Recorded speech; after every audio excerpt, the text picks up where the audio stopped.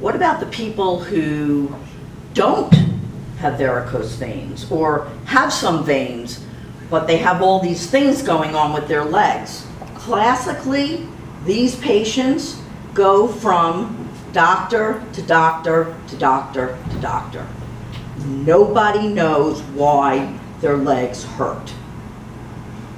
They're frustrated, they're uncomfortable, no one can figure out what's going on.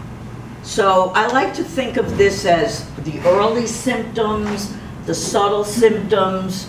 So let's talk about that for a second. You get a heaviness, a toothache kind of feeling. It's not pain. Absolutely not pain. When you say the word pain, you need to think about back, nerve, bone, muscle, but not veins. Veins cause that dull, achy, throbby, at the end of the day, my legs are tired, okay? And when the patient says this to their primary care physician, the response is, what do you expect? You're getting old. What do you expect? You're a nurse. You're just stood for 12 hours. No one takes it any further. What about itching? You ever see somebody's itching their leg all the time? It's driving them crazy. Oh, here's a cream, here's a cream. Go to a dermatologist, here's another cream, here's another cream. Never gets better. Never gets better. And then there's a feeling of burning in your legs. Again, not very described. It's not like something that somebody can say, oh my God, it's like a poker hot, but it just doesn't feel right. Worst case is a sore, an ulcer that doesn't heal. Now, there's a lot of sores and ulcers that don't heal. The take home is, it's in a very specific location. Ankle. Not your toes, not your heel, not your feet, okay? Not your shin. Classically, the ankles. And we'll talk about that further in a minute. So, continuing with these subtle signs, you would not think that this had anything to do with veins. How about night cramps? Who doesn't get night cramps?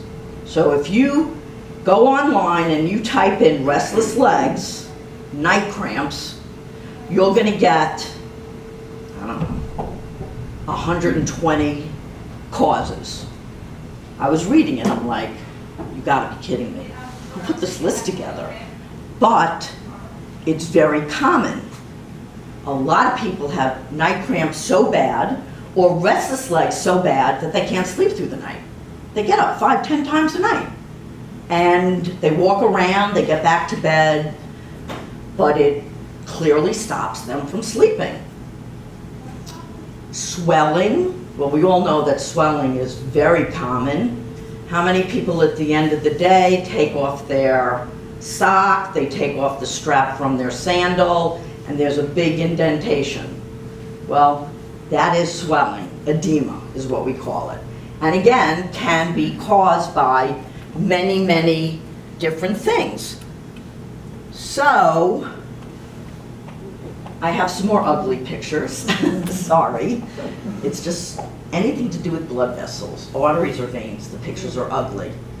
So I'm going to just show you these pictures because I want you to appreciate that none of these people were sent to me because they thought they had bad veins.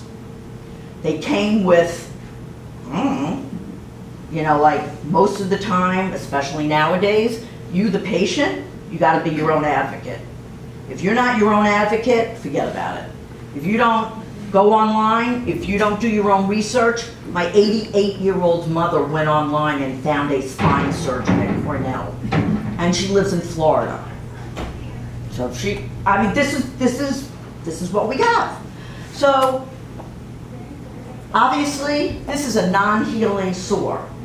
Guy had this for years. wound clinic every single week. And that's painful, and that's infected. No diagnosis, come back to the wound clinic, okay?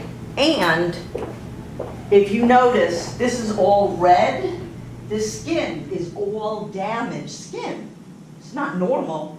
It's not just that he has this sore, it's that all this has been damaged by broken veins with the blood going the wrong way. So look over here.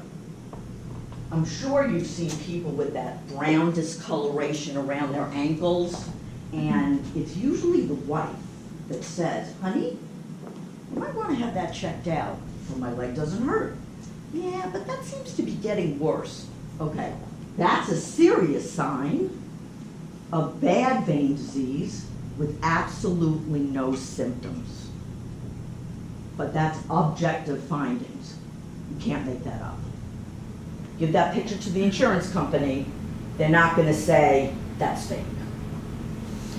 Then, over here, you see all these veins on the ankle? Spider veins, just plain spider veins, right?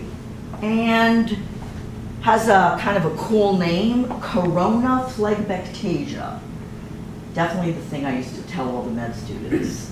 Corona, crown, flebe, vein in Latin, so it's a crown of veins. So this patient walks into a dermatology office and says, I don't like the way my legs look. Okay, we'll do treatment for it. Doesn't work. Why? Because that's a subtle sign that the veins are broken higher up. So if you don't know that, that patient's not going to get the right treatment and going to spend a lot of money getting their spider veins taken care of, and it's not going to work. A couple more ugly pictures. We have on the those patches of eczema on the legs. This is classic dermatology, cream, cream, cream, cream, for years and years and years. That is a very subtle sign of broken veins. You don't even have to talk to the patient. I mean, we do, but when you see these kind of things, you know what you have to rule out. They might not have broken veins, but that's an easy rule out. Let's take a look and see. The right side, remember I had mentioned earlier, itchy skin? I know. Go to the drugstore and put Cetaphil on. No, it's not going to work. It's not going to go away. Something underlying that's causing it. And we don't actually have to get into, you know, the physiology and all that stuff. Just suffice it to say, when the veins don't work, it affects the nutrition and oxygen to the skin. So, failure to recognize any of these subtle signs and symptoms causes misdiagnosis, mistreatment. Everyone self-diagnoses, everyone does that. Everyone self-treats, right? I mean, my son was doing that when he was coughing up all sorts of stuff with 104 fever. Today, fell asleep on the train going back and forth to New Jersey. I'm fine, Mom, I don't need to go to the clinic.